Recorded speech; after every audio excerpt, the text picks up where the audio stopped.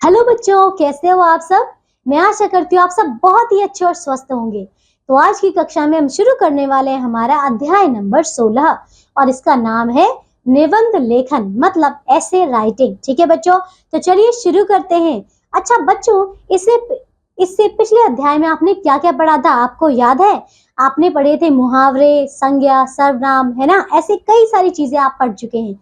तो आइए आज एक नया अध्याय शुरू करते हैं, निबंध लेखन। ठीक है बच्चों, आइए देखिए।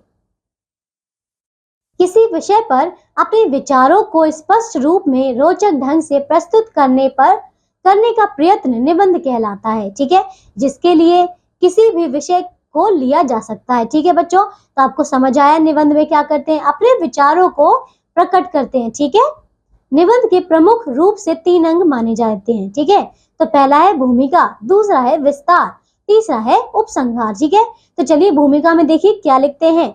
इसमें विषय का संक्षिप्त परिचय दिया जाता है। इसके अंतर्गत केवल प्रमुख बातों को स्थान देना चाहिए। ठीक है बच्चों। दूसरा देखिए विस्तार, तो इसके अंतर्गत विषय से संबंधित प्रत्येक पक्ष को अनुच्छेदों के रूप में विस्तार पूर्वक समझाया जाता है। ठीक है बच्चों, ठीक है। और तीसरा है उपसंहार, इसमें विषय का सार थोड़े शब्दों में लिखा जाता है। ठीक है बच्चों, आइए यहाँ अभ्यास हेतु कुछ निबंध प्रस्तुत है।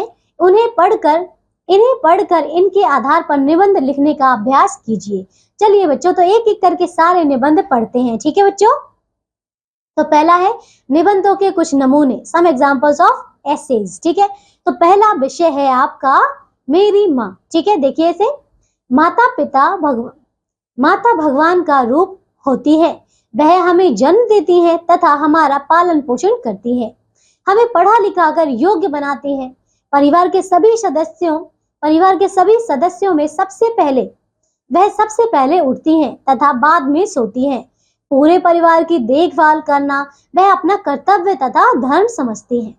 हमें समय पर उठाने, हमारे लिए नाश्ता बनाने, स्कूल समय पर भेजने जैसे समस्त कार्य माँ जिम्मेदारी से करती है। रामायण, महाभारत तथा पंचतंत्र की कहानियां सुनाकर उनसे सीख का उपदेश देते समय वह हमें योग्य गुरु लगती हैं, है ना बच्चों। वीर शिवाजी की योग्यता का श्रेय उनकी माता जीजाबाई को ही जाता है, जो कि उन्हें शिक्षाप्रद कहानियां सुनाया करती थी। ठीक है, प्रायः उठकर माँ के चरण छूकर आशीष लेने वाले बच्चों के जीवन में कष्ट नहीं आ सकते। ठीक है बच्चों, हमारी संस्कृति मानती है कि माँ के पांव तले जन्नत होती है। हम सभी को अपनी माँ का सम्मान करना चाहिए। ठीक है बच्चों, देखिए कितना अच्छा निबंध था, कितने अच्छे विचार लिखे हुए हैं ना। आइए अब दूसरा विषय करते हैं, ये है मेरी प्रिय अध्यापिका। ठीक है बच्चों, आइए शुरू करें। मेरी प्रिय अध्यापिका राधिका वर्मा है। वे BA B.Ed है तथा हमें हिंदी पढ़ाती हैं। उनके प्रेम तथा धैर्यपूर्वक पढ़ाने का ढंग हमें बहुत अच्छा लगता है। वे स्वयं अनुशासन प्रिय हैं तथा हमें भी अनुशासन में रहने की सीख देती हैं। वे सभी विद्यार्थियों को समान समझाती हैं। उन्होंने कभी किसी विद्यार्थी को शारीरिक दंड नहीं दिया। गलती करने पर वे विद्यार्थियों को प्यार से समझाती हैं। उन्हें अपने विषय की पूरी जानकारी है। पढ़ाई के अतिरिक्त भी वे हमें ज्ञान विज्ञान की बहुत सी बातें सिखाती हैं। वे नित्य समय पर विद्यालय आती हैं। वे प्रतिदिन हमारा गृह कार्य तथा कक्षा कार्य जांचती हैं। पढ़ाए गए पाठ्यक्रम की पुनरावृत्ति भी कराती हैं। कभी कभी वे हमारे बीच बैठकर हमारी गलतियां सुधारती हैं, तो लगता है कि वे हमारी मित्र भी हैं। ठीक है दोस्तों, ठीक है बच्चों, तो चलिए ये अभी हमारा कितना अच्छा निबंध दिया गया है। आइए अब एक अगला निबंध करते हैं, तो ये है दिवाली। ठीक है, दीपावली। चलिए शुरू करें। आइए, भारतवर्ष पर्वों का देश है। यहाँ मनाए जाने वाले पर्वों में दीपावली हिंदुओं का सबसे महत्वपूर्ण पर्व है। यह पर्व हमें अंधकार से प्रकाश की ओर जाने का संदेश देता है। कार्तिक मास की अमावस्या को मनाया जाने वाला यह पर्व हर्ष उल्लास एवं खुशी का पर्व है। दीपावली के कई दिन पहले से ही घरों की पुताई, सफाई एवं धुलाई का कार्य होने लगता है। लोग अत्यंत खुशी के साथ दीपावली की तैयारी करने लगते हैं। दीपावली के दिन लोग नए वस्त्र पहनते हैं तथा लक्ष्मी गणेश जी का पूजन करते हैं। ठीक है, रात होते ही चारों तरफ दीपकों, मोमबत्तियों, झालरों के प्रकाश से सारा वातावरण जगमगा उठता है। बच्चे पटाखे तथा आतिशबाजी द्वारा अपना उल्लास व्यक्त करते हैं। ठीक है बच्चों, इस दिन लोग एक दूसरे को मिठाई खिलाते हैं तथा बधाई देते हैं। दीपावली के साथ कई कथाएं जुड़ी हुई हैं। इसी दिन दुष्ट रावण को मारकर श्री रामचंद्र जी अयोध्या वापस लौटे थे। इसी खुशी को व्यक्त करने के लिए अयोध्या वासियों ने पूरे नगर को दीपकों से सजाया था। तभी से दीपावली मनाने की यह परंपरा चल पड़ी।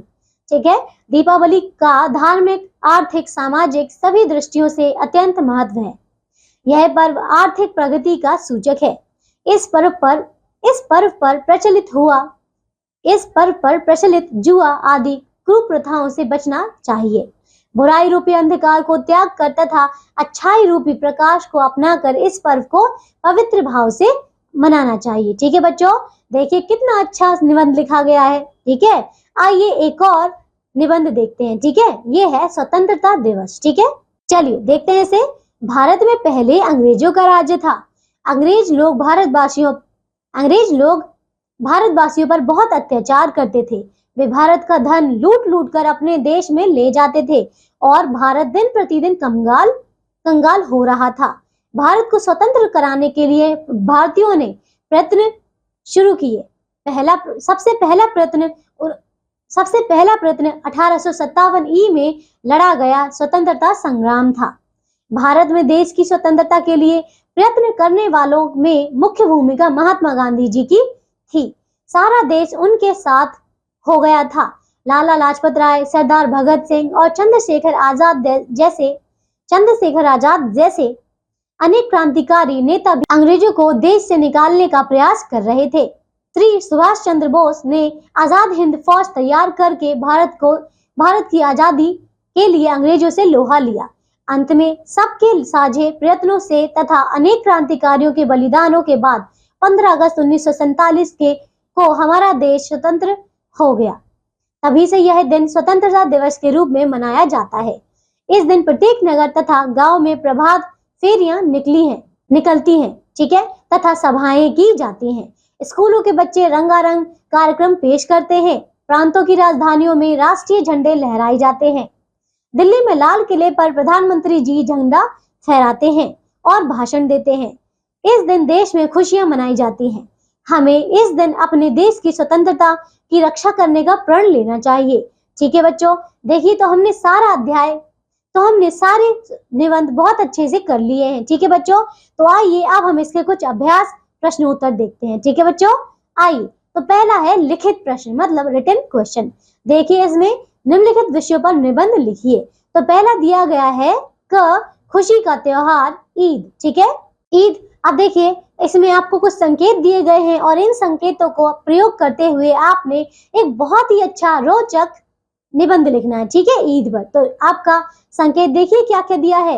ये है ईद मनाने का समय, मनाने का कारण, कैसे मनाते हैं, क्या क्या खाते हैं, ईद का संदेश। ठीक है, इसी तरीके से है गणतंत्र दिवस। तो इसमें आपको कुछ संकेत दिए गए हैं, उनकी मदद से आपको ये निबंध लिखना है। ठीक है बच्चों, चलिए तो ये अध्याय हमारा यहीं पूरा होता है।